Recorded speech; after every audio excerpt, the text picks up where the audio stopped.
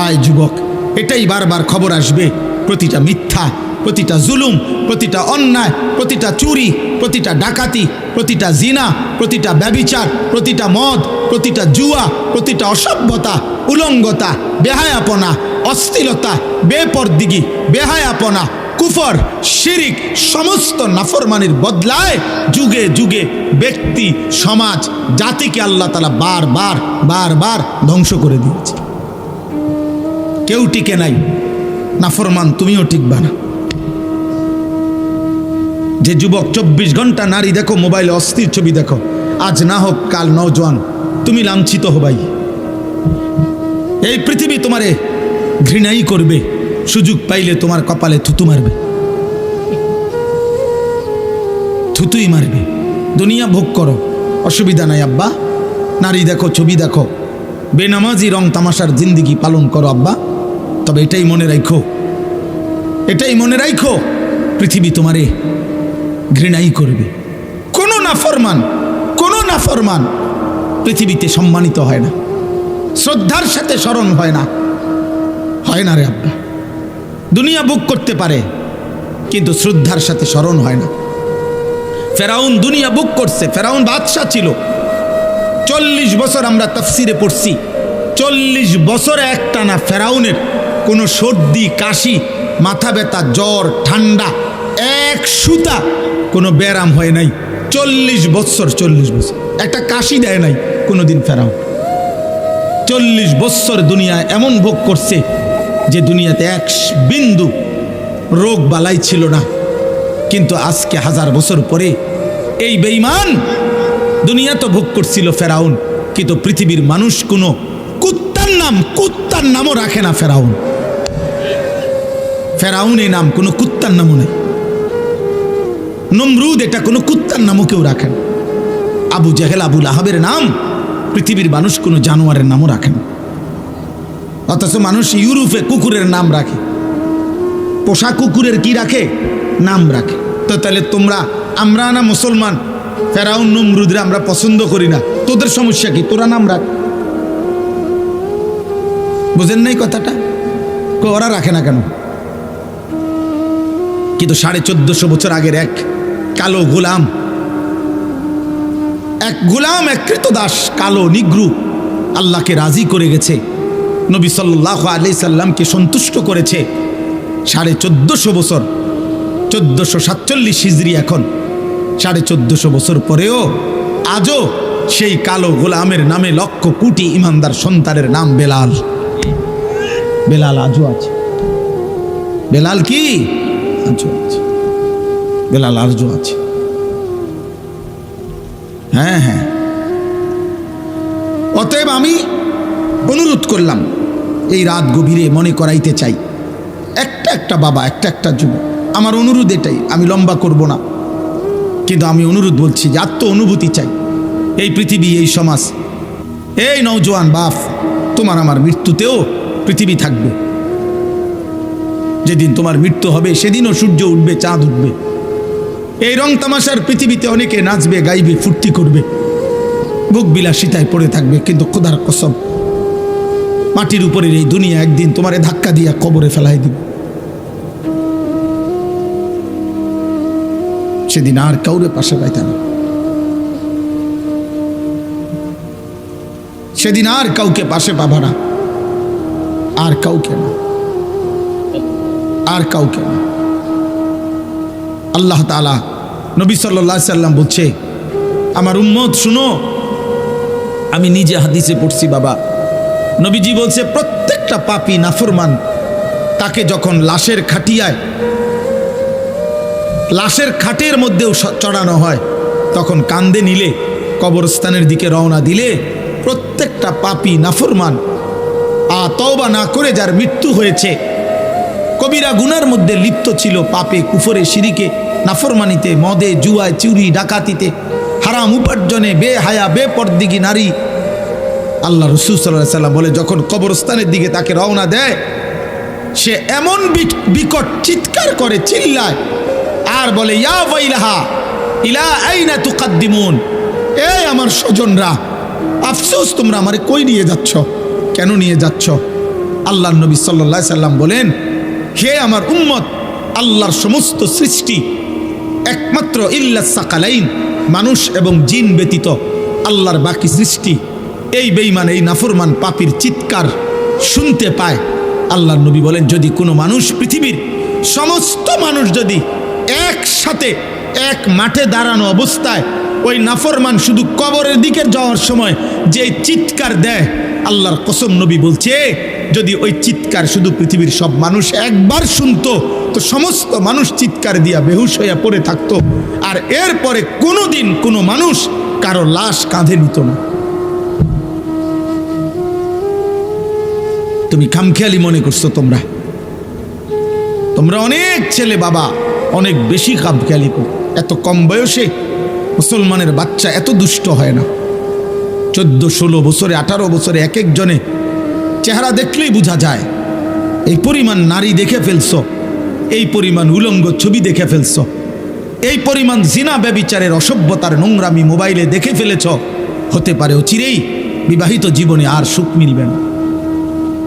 আমি শত শত শত শত যুবকের ব্যক্তিগতভাবে দুঃখের কাহিনী, আহাজারি, আমি 1000 কোটি টাকার মালিকের আহাজারিও দেখছি। 1 কোটি 10 কোটি না, 1000 কোটি টাকার মালিক বলছে, হুজুর কলিজা জড়াইয়া কাহিদা অঝরে কাঁদছে, বলছে, হুজুর আমি জানি আমার স্ত্রী অন্য পুরুষের সাথে রাত কাটায়, কিন্তু আমার ওইটুকু হিম্মত নাই বলার।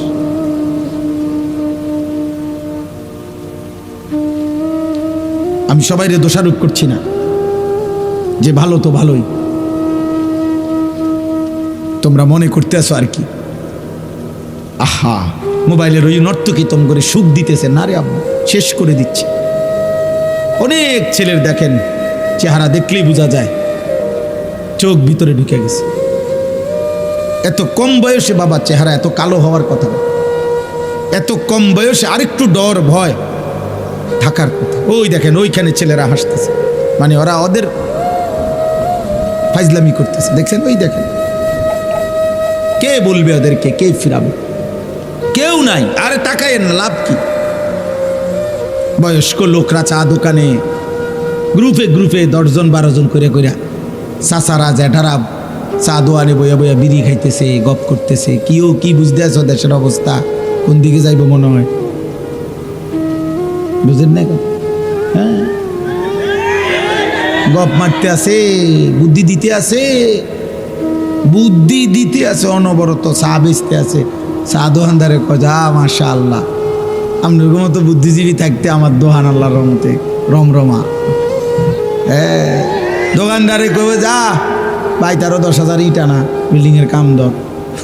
কারো জাতির শ্রেষ্ঠ মাতা বয়স্ক বুদ্ধিজীবী এখানে আসে প্রতিদিন। এই বেহুদা কথা, ফালতু আলাপ।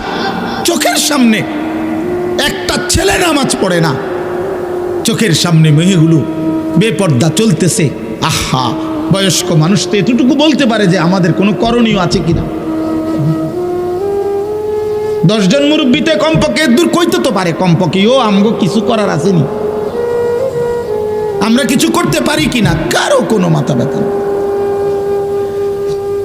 এমনি জাতি টিকবে না, মনে রাখেন। আমি এই জন্যই বললাম, আমি পরিষ্কার বললাম, সুখ এখনো অনেক দূরে আব্বা, শান্তি স্বস্তি নিরাপত্তা অনেক দূরে বাপ। আল্লাহ তাআলা ওয়াদা দিছে, বান্দা তুমি আমার ঈমান আমল বুঝায় না দিলে আমি ঈমানদারের শান্তি দেব না। আমরা মুসলমান, একটা গুরুত্বপূর্ণ কথা মনে রাখবেন, আমাদের চাইতে দুনিয়াতে কাফের বেঈমান হইতে পারে আমাদের চাইতে বেশি সুখে ভোগ করছে, কারণ ও কাফের, ওরে আল্লাহ সিদ্ধান্তই দিছে আমি বেঈমানকে দুনিয়া দেব অল্প কতক্ষণ। আমি কসম করে বলি, আমি দিল থেকে এটা বিশ্বাস করি যে আমি একজনকে বললেও আমার কোনো অসুবিধা নেই। আমি একজনকে বললেও, আল্লাহর কথা একজনকে বললেও নেকি হয় কিনা, তো আমার নেকি দরকার। আমি তো বললাম আমি ভোটে দাঁড়াইছি না, তো আমি এত সমর্থন দিয়ে করব কি? আমার ব্যাপক জনসমর্থন দরকার নাই, তো আমি তো ইলেকশনের প্রার্থী না। আমি সেই আনিসুর রহমান যে 4 জন শ্রোতার সামনে 2.5 ঘন্টা 3 ঘন্টা বয়ান করছে, 4 জন 10 জন, কোনো অসুবিধা নাই। এটা তো বড় বিষয় না রে ভাই, কোনোভাবেই তোমরা, আমি এটাই বলতে চাই, কোনোভাবেই তোমাদের দিলে কাজ করছে না, বিবেকে কাজ করছে না। এত কম বয়সে এত সাহসী হওয়া আল্লাহর নাফরমানির উপরে, মাত্র 16 বছর, অথচ এক ওয়াক্ত নামাজ পড়ো না মুসলমান, অথচ পরিচয় দাঁড়িয়ে এত বড় গাদ্দার কেমনে হইলা? আমার রীতিমতো অবাক লাগে। মাত্র 18 বছরে সে সারা রাত সারাদিন মোবাইলে নারী ছবি দেখে। এত বড় হিম্মত এই মানুষরূপী জানোয়ার, এত বড় জানোয়ার কেমনে হইল আমি এটা বুঝি না। এ তো পশু। তো উলঙ্গ নারী যে দেখে, জিনা ব্যভিচারের দৃশ্য দেখে, দে হারাম ছবি দেখে, এ তো মানুষরূপী জানোয়ার। তার ভিতরে তো মূলত কোনো ইনসানিয়াত নাই। কারণ কোনো মানুষ যদি নবীজি এই কথা বলছে সাহাবীকে, এক যুবক সাহাবীকে বলছে, হে যুবক, তুমি একবার ভাবো, আমি তোমাকে 5টা বিষয় জিজ্ঞাসা করি। যুবক জিনা করতে চাইছে। আল্লাহর নবী বলছে, তুমি কি চাও তোমার মায়ের সাথে এমনটা কেউ করুক? তোমার মেয়ের সাথে, তোমার বোনের সাথে, তোমার খালার সাথে, তোমার ফুফির সাথে? আল্লাহর কসম, সাহাবীর এই যুবক সাহাবী 5 বার চিৎকার দিয়া বলছে, লা লা ইয়া রাসূলুল্লাহ, আমি বাইচা থাকতে, রক্ত থাকতে আমি আমার মার সাথে কেউ বেবিচার করুক, বোনের সাথে, মেয়ের সাথে, আমার ফুফির সাথে, আমার খালার সাথে, আমি এটা চাই না, আমি চাই না। আল্লাহর নবী সাল্লাল্লাহু আলাইহি সাল্লাম বললেন, তাহলে তুমি যার সাথে অসভ্যতা করতে চাচ্ছ সে তো কারো মা, কারো বোন, কারো ফুফি, কারো খালা, কারো মেয়ে। তুমি একটা যুবক যদি মানুষের বাচ্চা হও, রক্তে যদি মানুষের রক্তে থাকে, তুমি বলো বাবা, মোবাইলে যে নারী দেখো, হ্যাঁ, অশ্লীল ছবি দেখো, তোমার মাকে এমন কেউ দেখুক? কথা বলে না। তোমার মাকে বিবস্ত্র দেখুক কেউ? তোমার বোনকে কেউ উলঙ্গ দেখুক? তুমি মেনে নিবা? মানুষের রক্ত থাকলে মেনে নিবা তুমি এটা? তো তাহলে সে কি কারো মা না? সে কি কারো বোন না? তুমি যাকে দেখছো,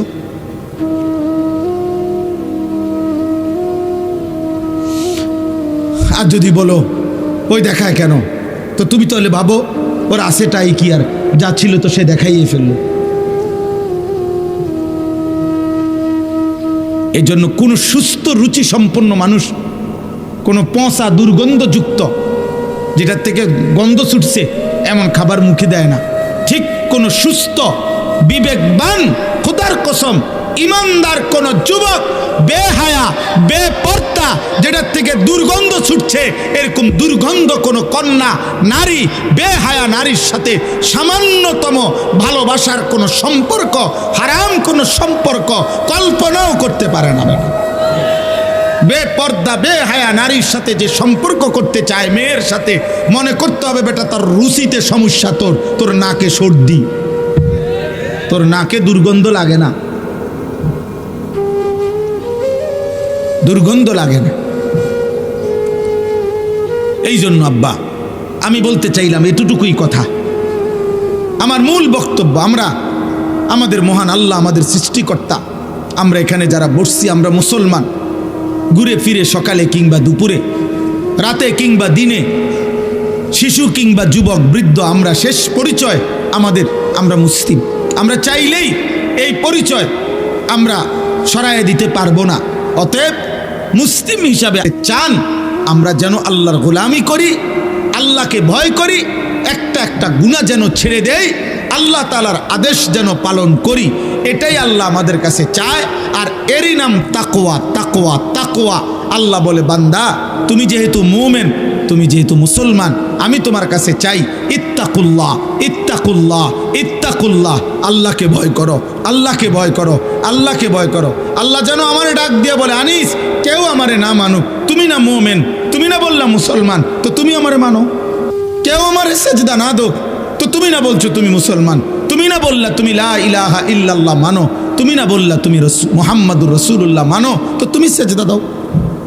তুমি আমারে ডাকো, তুমিও ডাকবা না আমারে, তুমিও আমার একটা সেজদা দিবা না, তাহলে তুমি ধর্মের পাশে ইসলাম লেখলা কেন? তোমার জন্ম নিবন্ধনে ধর্মের পাশে ইসলাম লেখলা কেন? তোমার পাসপোর্টে তোমার ধর্মের পরিচয় ইসলাম লেখলা কেন? তোমার জন্ম নিবন্ধন সনদে ধর্মের পরিচয় ইসলাম লেখলা কেন? এই জন্য কোরআনুল কারীমের মধ্যে আছে কিয়ামতের দিন আল্লাহ তাআলা ফেরেশতাদেরকে বলবে, প্রত্যেকটা পাপীকে দুইজন লোক সহ একসাথ করো। এক, পাপীকে; দুই, পাপীর সঙ্গীকে; তিন, পাপ কাজে সে নির্ভর করেছে যার উপরে তাকে। এই তিন নাফরমানকে একসাথ করে দাঁড় করাও জাহান্নামের দিকে বরাবর করে। আমি আল্লাহ ওয়াকিফুহুম ইন্নাহুম মাসউলুন, একটা একটা করে আমি আল্লাহ জিজ্ঞেস করব, বান্দা কেন আমার নাফরমানি করেছো? হ্যাঁ হ্যাঁ, আপনি এই জন্য ভাবেন। আমি এখনই দোয়া করব, এই রাত গভীরে আব্বা, নওজোয়ান বয়স্ক বাবা, একবার হইল বিবেক দিয়া সারাদিন শেষে রাত্রে ঘুমাইবার আগে প্রত্যেকটা কিশোর যুবক বাবা, আমি আপনারা 1 মিনিটের জন্য 30 সেকেন্ডের জন্য হলো চোখ বন্ধ করে একবার ভাইবেন, আজ যা করছেন তা আমি মুসলমান হিসাবে ঠিক হলো? সারাদিনে 5 ওয়াক্ত নামাজের ওয়াক্ত চলে গেল, আমি একটা সেজদাও দিলাম না। আমার বয়স 40, আমার মালিকের কোরআন আমি একটা পৃষ্ঠা দেখে দেখেও পড়তে পারি না। সারা দিনে 24 ঘন্টার মধ্যে আমি কি 10টা মিনিট আমার আল্লাহর নামের জিকির করতে পারতাম না? হ্যাঁ, আমার আজকের সারা দিনের উপার্জন 1000 টাকা, আমি কি আমার আল্লাহর পথে 10টা টাকা খরচ করতে পারতাম না? কোনোদিনই মনে পড়লো না। এতটুকু হিসাব মিলাই, এটা আল্লাহর কোরআনে বলছেন, ওয়াল তানজুর নাফসুম মা কদ্দামাত লিগাদ। বান্দা তুমি হিসাব কইরো আজকের দুনিয়া থেকে আগামীকালকের আখিরাতের জন্য কি পাঠাইছো। 2 নম্বরে আল্লাহর নবী বলছেন, আল কাইয়িসু মান দানা নাফসাহু, বুদ্ধিমান সে যে নিজের হিসাব করে। নবীজি বলছেন, হাসিবু কাবলা আন তুহাসাবু, আল্লাহ তোমার হিসাব নেওয়ার আগেই নিজের হিসাব তুমি করো। আল্লাহ আমাদেরকে বুঝ দান করে, আল্লাহ আমাদেরকে বিবেক দান করেন। তাহলে আল্লাহ তাআলা আমাদের কাছে তাকওয়া চায়, গুনাহমুক্ত জীবন চায়, আল্লাহর আনুগত্যপূর্ণ জীবন চায়। এটাই আল্লাহ এখানে বলছেন যে বান্দা, এই শেষ কথা, আল্লাহ তাআলা বলেন, বান্দা আমি চেয়েছিলাম 12 মাস তুমি আমাকে ভয় করবা, আমি চেয়েছিলাম পুরাটা বছর তুমি গুনাহ ছেড়ে দিবা, আমি চেয়েছিলাম তুমি পুরাটা বছর আমি আল্লাহর আনুগত্য করব। আচ্ছা যাও, ঠিক আছে, 11 মাসে ঘাটতি হয়েছে, কমতি হয়েছে, ভুল হয়ে গেছে, আচ্ছা ঠিক আছে বান্দা যাও, আমি আল্লাহ আবারও তোমার একটা নতুন সুযোগ দিতে চাই। মাত্র 1টা মাস, 11 মাস পরে আমি আবার আনলাম এই 1টি মাস, আইয়ামাম মাদুদাত, গুনা গুনা কয়েকটা দিন, গুনা দিন মানে হইল 30 দিন অথবা 29 দিন। আল্লাহ যেন আশ্বাস দিয়া, নিশ্চয়তা দিয়া বলতেছে, বান্দা 31 দিন হবে না বললাম, 32 দিনও যাইতো না, হয় 30 নয়তো 29, এই দুইটার মধ্যেই থাকবে। 29 বা 30 দিনের মাত্র গোনা হিসাব করা একটা মাস, মাহে রমজান, আমি আবারও 11 মাস পর পর তোমার সামনে আনলাম, আনলা তোমার কাছে আমি আল্লাহ পেশ করলাম। এই 1টি মাসে তুমি আমি আল্লাহর হুকুমটা পারো, গুনাহ ছাড়ো এবং আমার আনুগত্য ঠিকঠাক মতো করো। আমি আল্লাহ ওয়াদা দিলাম, লাআল্লাকুম তাত্তাকুন, 30 দিনেই তোমারে মুত্তাকি বানায় দেব। 30 দিনের মাথায় চাঁদ উঠাইয়া ঈদের দিন জান্নাতে পৌঁছায় দেব। তুমি কদর করো। একটা কথা মনে রাখবেন, তাফসীরের মধ্যে আছে, আল্লাহ তাআলা মূলত বান্দাকে মূলত মাফ করতে চায়, আল্লাহ তাআলা মূলত বান্দাকে জান্নাত দিতে চায়। এই জন্য আল্লাহ তাআলা বাহানা তালাশ করে, কোনো না কোনোভাবে আমার বান্দারে মাফ করে দেওয়া যায় কিনা, কোনো না কোনোভাবে জান্নাত দেওয়া যায়। একটা মানুষ বুঝে, আমি উনারে কথার দ্বারা ফেসাইতেছে, মনে করেন উনি আমারে বলেন, আমার ভিতরে ভিতরে যেন আমি ওনার কথাটা শুনতাম না, এই জন্য কথা ঘুরাইতেছে। কথার কথা এমন হয়, মানুষ বুঝে, ভাই আমি বুঝছি, আসল কথা হলে আপনি আমার দিতেন না, এর লেগে হুদায় ঘুরাইতেন আছে। বুঝেন না এই কথাটা? ইচ্ছা করে কি হে বুঝতে চাচ্ছেন। তো আল্লাহ তাআলার বিষয়টা এমন না যে আল্লাহ যেন চাচ্ছে যে না আমি তোরে মূলত জাহান্নাম দেব, না না, কসম আল্লাহ। আল্লাহ বলছে, বান্দা আমি মূলত চাই জান্নাত দিতে, আমি মূলত চাই মাফ করে দিতে। হযরত ইউনুস আলাইহিস সালাম তাফসীরে আছে, ইউনুস নবী আল্লাহকে বলছিল, আল্লাহ আমার জাতি বড় অবাধ্য, আমি আর বলতাম না, আপনি ধ্বংস করে দেন। তখন তাফসীর আছে, ইউনুস আলাইহিস সালামকে আল্লাহ বলছিলেন ওই যে এখানে একটা লোক মাটি দিয়া মাটির পাত্র বানাইছে অনেকগুলো, তুমি একটু তার কাছে যাও তো। কুমার আর কি, কুমার। ইউনুস আলাইহিস সালাম ওই লোকটার কাছে গেছেন। তা আল্লাহ বলছেন, ইউনুস ওই ব্যাটারে শুধু একটা কথা বলো, যে সে যে এই মাটি দিয়ে মাটির পাতিল বানাইছে, এরকম তার হাতের বানানো একটি মাটির পাতিল ভেঙে ফেলতে বলো, তারে ভাঙ্গে লাইতে। ইউনুস আলাইহিস সালাম বলছে, হে ভাই, আপনি আপনার বানানো এই মাটির পাতিল থেকে একটি পাতিল ভেঙে ফেলেন। তখন ওই কুমার সে বলছে, এই মিয়া, আমার নিজের হাতের বানানো মাটির পাতিল আমি ভাঙবো কেন? বোকা নাকি আমি? কেন ভাঙবো? এত যত্ন করে আমি বানাইছি।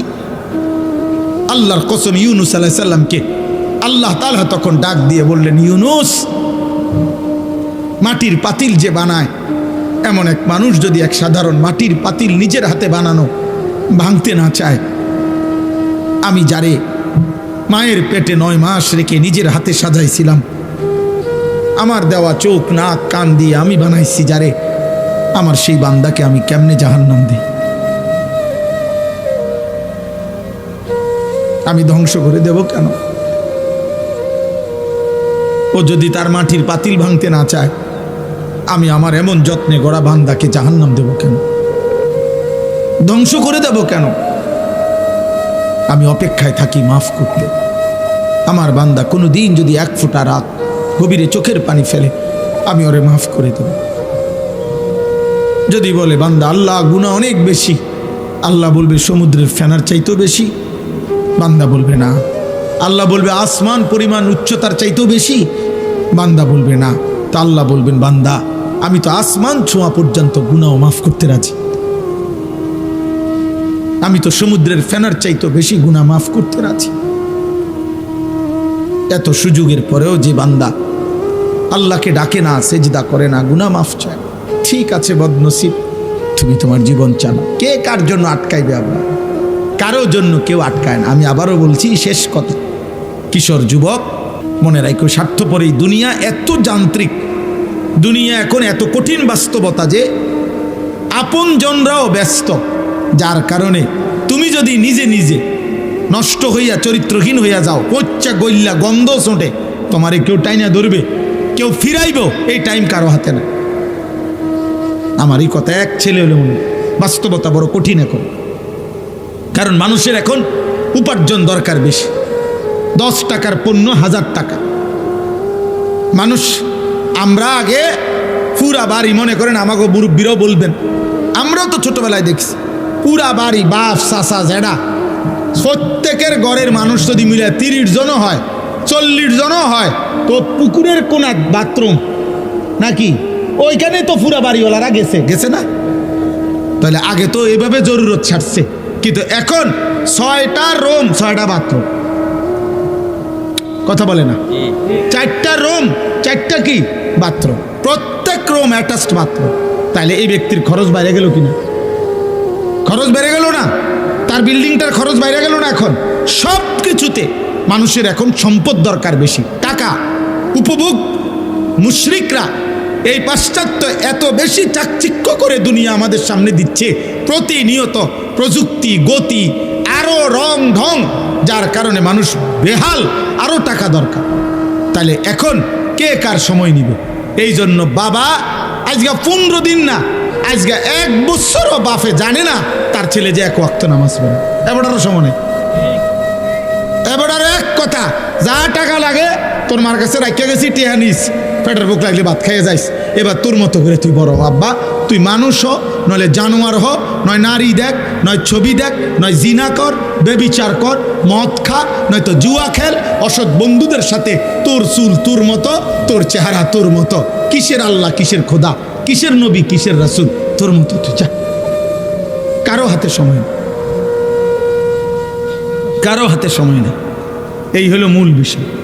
আগে আমরা মনে আছে দুপুর 2টা বাজে গেছে, নানার বাড়িতে বেড়াইতে গেছি, তো এখনো ভাত খাইতে যাই নাই, ছোট মামা আইছে, বড় মামার বড় ছেলে মামতো ভাই উনি আইছে, ছোট্ট মামতো ভাই একজন আইছে, সবাই খুঁজে দৌড়াদৌড়ি, হ্যাঁ তাড়াতাড়ি ভাত খাইতে যাইতে বলছে। আর বাড়িতে গেছি, আর সবাই মিল্লা দমকানি, দুষ্ট হয়ে গেছ, 2টা বাজে গেছে, অন্য ভাত খাইতে আইও না। তাইলে কথার কথায় সবাই টেনে ধরছে, আজ আর টেনে ধরার কেউ নাই। ফলে সংখ্যাগরিষ্ঠ ছেলে পেলে নষ্ট হওয়ার পিছনে অভিভাবকের এই গাফলতি আর খামখেয়ালি প্রচণ্ডভাবে দায়ী, যার কারণে ছেলেদের অধিকাংশের চেয়ে আপনি দেখেন, এখানে আপনি ছেলেগুলোর দাঁড় করায় দেখেন, জিজ্ঞাসা করেন বাবা তোমার চুলটা কার মতো, সে বলতে পারবে না নাম। একটা ছেলেকে বলেন যে বাবা তুমি আজকে সারাদিনে যে পেশাব করছো, পানি নাও নাই, টয়লেট পেপার ব্যবহার করো নাই কেন?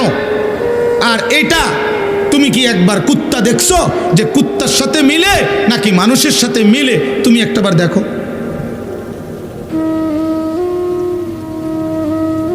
তুমি কি কোনো জানোয়ার দেখো নাই কোনোদিন যে জানোয়ার পেশাব করার পরে কি করে? তুমি কি কোনো মুমিন দেখো নাই মুমিন পেশাব করার পরে কি করে? আল্লাহ আমাদেরকে বুঝ দান করেন, আল্লাহ আমাদেরকে কবুল করেন। আজকের এই মুবারক মাহফিল আল্লাহ তাআলা ভরপুর বরকত দান করেন। আমার জিন্দিগির একটা ফিকির ছিল, আমার জীবনের একটা স্বপ্ন, এই শেষ কথা আমার দোয়া করছি আপনাদের কাছে।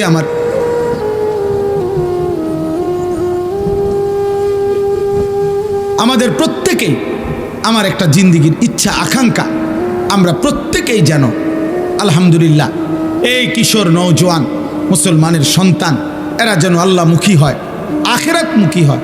আপনাদের রাত গভীরে অভিভাবকদেরকেও আমি বললাম, আপনারা যারা আসছেন কষ্ট করে, ছেলেরা যারা আয়োজন করেছেন, আল্লাহ আপনাদের সবাইকে ভালো রাখেন, কবুল করেন। বলেন আমিন, বলেন আমিন। কিশোর যুবক ভাই, তোমরা যারা 30 বছরের নিচে, তোমাদের কাছে আমার বিশেষ অনুরোধ, আল্লাহর ওয়াস্তে নামাজ পড়ো, ফজরের নামাজ পড়ো। এমন সুন্দর জীবন রাত, এমন সুস্থ সবল যৌবন আমার আব্বা নষ্ট করে দিও না। হয়তো কেউ বলবে না, হয়তো কেউ ফেরাবে না, একদিন তুমি কোথাও না কোথাও থামতে হবে, একদিন তোমাকে স্টপেজ দিতেই হবে। বাস যত দ্রুত গতিতেই চলে তার একটা অবশ্যই স্টপেজ আছে, বিমান যত দ্রুত গতিতেই চলুক তার একটা গন্তব্য আছে, একখানে না একখানে থামতে হবে। তার হয় ফুয়েল শেষ হয়ে যাবে, আর নয়তো কল কবজা দুর্বল হয়ে যাবে। থামতেই হবে বাপ, আজ না হোক কাল। সেই থামার পরে 40 বছর পরে, 60 বছর পরে, কিংবা কবরে যদি পিছন দিকে তাকায় দেখি নেকি বলতে কিছু নাই, গুনার কোনো শেষ নাই, কি হবে তখন? আখির কি হবে তখন? কবর। এজন্য চলো নিয়ত করি, আমরা ইনশাআল্লাহ নামাজ পড়ব। আল্লাহ সবাইকে তৌফিক দান করুন। আলহামদুলিল্লাহি রাব্বিল আলামিন। আল্লাহুম্মা আনতাস সালাম ওয়া মিনকাস সালাম, তাবারাকতা ইয়া দাল জালালি ওয়াল ইকরাম, ইয়া আরহামার রাহিমিন, ইয়া আরহামার রাহিমিন, ইয়া আরহামার রাহিমিন। ربنا ظلمنا أنفسنا وإن لم تغفر لنا وترحمنا لنكونن من الخاسرين. ربنا آتنا في الدنيا حسنة وفي الآخرة حسنة وقنا عذاب النار. رب ارحمهما كما ربياني صغيرا. ربنا هب لنا من أزواجنا وذرياتنا قرة أعين وجعلنا للمتقين إماما. মৌলাই করিম, রব্বে করিম, রাত অনেক গভীর মাওলা, অন্ধকার আর কুয়াশা, শীত ঠান্ডার মাঝে আল্লাহ আপনার শাহী দরবারে আপনার গোলাম হাত উঠাইলাম। চোখ বন্ধ করে পেছন দিকে তাকিয়ে দেখলাম পেছনের জিন্দিগি গুনায় গুনায় ভরা, পেছনের জিন্দিগি নাফরমানিতে ভরেই আছে মাওলা। কত রাত গেল, কত দিন গেল আপনাকে সেজদা দেই নাই। এই কপালে কতদিন হয় আপনাকে সেজদা দেই নাই। এই জবানে অনেক দিন হয়, অনেক ঘন্টা মিনিট গেছে আপনার নাম একবারও বলি নাই। জমিন আপনার, আসমান আপনার, সৃষ্টি আপনার, আল্লাহ সব আপনার, ভোগ করেও আপনাকে ডাকতে পারি নাই। ভুলেই গেলাম মাওলা আপনাকে। চোখ বন্ধ করে তাকিয়ে দেখি পিছনটা শুধুই অন্ধকার অন্ধকার অন্ধকার। আপনি মাফ করে দেন। রাত গভীরে মাওলা আপনি মাফ করে দেন, আপনি মাফ করে দেন, আপনি মাফ করে দেন, আপনি মাফ করে দেন, মাফ করে দেন, আপনি মাফ করে দেন, মাফ করে দেন, মাফ করে দেন, মাফ করে দেন। আপনি গফফার, আপনি গফুর, আপনি রহমান, আপনি রাহিম, আপনি মাফ করে দেন। আযাব দিলে আপনার কোনো লাভ নাই, মাফ করে দিলে আপনার কোনো ক্ষতি নাই, মাফ করে দিলে আপনার ভান্ডারে কমবে না, মাফ না পেলে আমাদের উপায় থাকবে না। আয় আল্লাহ আপনি মাফ করে দেন, আয় আল্লাহ আপনি মাফ করে দেন। হাসবুনাল্লাহু ওয়া নি'মাল ওয়াকিল, নি'মাল মাওলা ওয়া নি'মান নাসির। লা ইলাহা ইল্লা আনতা সুবহানাকা ইন্নী কুনতু মিনাজ জালিমিন। আয় আল্লাহ আপনি মাফ করে দেন, মাকে মাফ করে দেন, বাবাকে মাফ করে দেন, দাদা দাদি নানা নানিকে মাফ করে দেন, আত্মীয় স্বজন বংশধরকে মাফ করে দেন, সমস্ত কবরবাসীদেরকে মাফ করে দেন, কিয়ামত পর্যন্ত কবরের আযাব মাফ করে দেন, কবরগুলোকে জান্নাতের টুকরা বানায় দেন, আপনার নূরে রহমত দ্বারা ভরপুর করে দেন। আল্লাহ আমাদেরকে মাফ করে দেন। আল্লাহ আমরা যারা বেঁচে আছি, কিশোর যুবক বয়স্ক, বাবা চাচা দাদা মা বোন হুজুর পাবলিক, আমরা সকলকেই মাফ করে দেন। সেজদাওয়ালা কপাল বানিয়ে দেন, কাঁদনেওয়ালা চোখ বানিয়ে দেন, জিকিরওয়ালা জবান বানিয়ে দেন, মোহাব্বতওয়ালা দিল বানিয়ে দেন, সুন্নাতওয়ালা জীবন বানিয়ে দেন। আল্লাহ প্রতিটা কিশোর যুবককে বদলে দেন। আমি ভিক্ষা চাইলাম মাওলা, আল্লাহ এরা আমাদের সন্তান, এরা আমাদের ছোট ভাই মাওলা।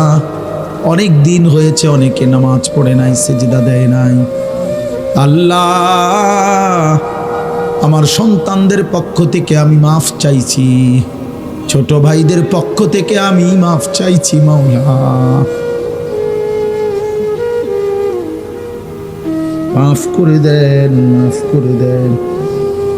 একটা ছেলেকেও বঞ্চিত কইরেন না, একটা ছেলেকেও না মাওলা, একটা ছেলেকেও। আল্লাহ আল্লাহ আল্লাহ আল্লাহ আল্লাহ আল্লাহ আল্লাহ আল্লাহ।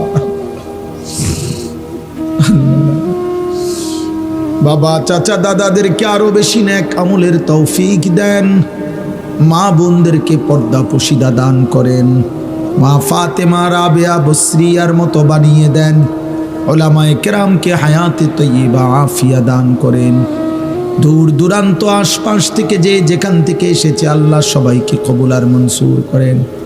আল্লাহ আমার প্রিয় বন্ধু শাহেদ ঢাকা থেকে কষ্ট করে মাওলা এসেছে, আল্লাহ আপনি তাকেও মাফ করে দেন। আমার সাথে বন্ধুরা আমার এসেছে আল্লাহ, আল্লাহ আপনি ওনাদেরকেও মাফ করে দেন। আল্লাহ আজকের মাহফিল যেই যুবকরা সাজিয়েছে, আল্লাহ আপনি প্রত্যেকটা যুবকের দুনিয়া আখিরাত সাজায়া দেন। আল্লাহ এদের খানদান বংশধরকে মাফ করে দেন, মাহফিল খানা কবুল করে নেন। যাদের ভালোবাসায় দান সহযোগিতা টাকা পয়সা বুদ্ধি পরামর্শেই মাহফিল হয়েছে, আল্লাহ আপনি সকলকে কবুল আর মনসুর করেন। প্রত্যেকের নেক মাকসাদ পূরণ করে দেন, অভাব দূর করে দেন, অসুস্থ বিমারি শিফা করে দেন। প্রবাসী বিদেশের জমিনে যারা সহি সালামতে নিরাপদে রাখেন মাওলা, আল্লাহ আল্লাহ আল্লাহ আল্লাহ যার যত নেক মাকসাদ আছে পূরণ করে দেন, অভাব দূর করে দেন, আমার দেশকে নিরাপদ করে দেন। আল্লাহ নির্বাচনকে সামনে রেখে মারামারি হানাহানি থেকে আমার জাতিকে বাঁচান। প্রতিটা মানুষের জান মাল ইজ্জত আবরু আপনি হেফাজত করেন। আল্লাহ একজন ইনসাফগার ন্যায় পরায়ণ আদেল শাসক আমাদেরকে দিয়েন মাওলা, কোনো জালিমের হাতে তুলে দিয়েন না, কোনো জালিমের হাতে তুলে দিয়েন না।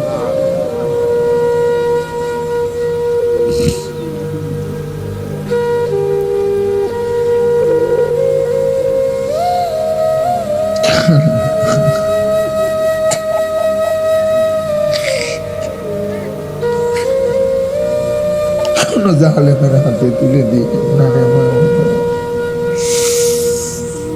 ইজ্জত নিয়ে বাঁচতে চাই মাওলা, সেজদা দিয়ে আপনার গোলামি করে বাঁচতে চাই।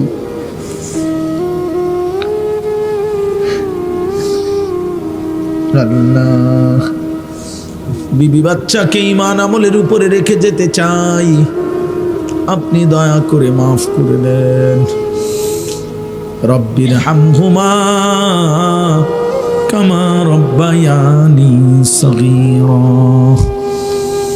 রব্বির হামহুমা কামা রব্বায়ানি সগীরা।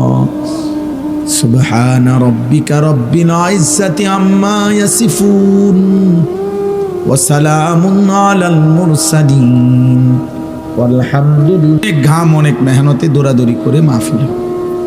আমার এই মনে করেন আমি একজনকে দাওয়াত দিতে গিয়ে এই ছেলেদের যুবক ভাইরা অনেক কষ্ট করছে। আমার একজন ঢাকা বন্ধু আছে, ওই বন্ধুর মাধ্যম হয়ে বেশিবার আবদার করছে।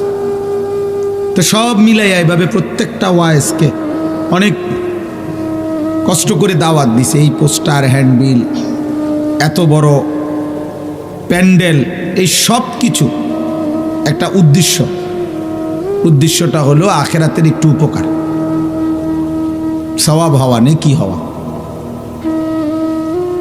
নেকি মাকসাদ। আমি এই জন্য অনুরোধ করছি প্রত্যেকে, আর একজনও বাপ নওজোয়ান ভাই তোমাদের কাছে বিনীত অনুরোধ, মোবাইল টিপো না এখানে বসে বসে। প্রিয় ভাই, কষ্ট লাগলে, ক্লান্তি লাগলে, বিরক্ত লাগলে চলে গেলে ভালো, চলে গেলে ভালো। আমি অনুমতি দিলাম। আমি দিল থেকে বিশ্বাস করি, ইয়াকিন করি এটা যে আল্লাহর কথা একজনকে বললেও নেকি হয়, একজনকেও বললেও কি হয়, সওয়াব হয়। তো আমার সওয়াব দরকার, আমার নেকি দরকার। কোরআনুল কারীমের মধ্যে আছে, আল্লাহ তাআলা বলছেন ওমা আকসারুন নাসি ওয়ালাউ হারাসতা বিমুমিনিন। সূরা ইউসুফের মধ্যে আছে, নবী সাল্লাল্লাহু আলাইহি সাল্লামকে আল্লাহ বলছেন আপনি যতই চেষ্টা করেন, যতই আবদার করেন, আপনি যত আকাঙ্ক্ষাই করেন, অধিকাংশ লোক ইমানদার হবেন। আল্লাহ বলছে অধিকাংশ লোক ইমানদার হবে না। আল্লাহর ফয়সালা এটা। ইবলিস শয়তান আল্লাহর কাছ থেকে যখন বিতাড়িত হয়েছে, তখন যাওয়ার সময় বলছে আল্লাহ আমি আপনাকে বলে গেলাম, আপনি আমাকে বিতাড়িত করে দিলেন, তবে আমি আপনার প্রতিটা বান্দার সামনে পিছনে ডানে বামে চারদিক থেকেই গুনাহের আপনার নাফরমানির কুমন্ত্রণা দেব। আর তখন কি হবে, ওয়ালা তাজিদু আকসারাহুম শাকিরিন। আপনি মনে রাখেন আপনার অধিকাংশ বান্দাকেই আপনার প্রতি কৃতজ্ঞ পাবেন না। ইবলিস বলে আসছে। আল্লাহ তাআলা বলছে ঠিক আছে যা, তুই যা নাফরমান, শুধু এতটুকু বলবি দুনিয়ায় গিয়ে যে তুমি শয়তান এবং তোমার অনুসারী প্রত্যেককে দিয়েই আমি জাহান্নাম পূর্ণ করব, জাহান্নাম পূর্ণ করব, অসুবিধা নেই, দুনিয়া খাইতে দেব।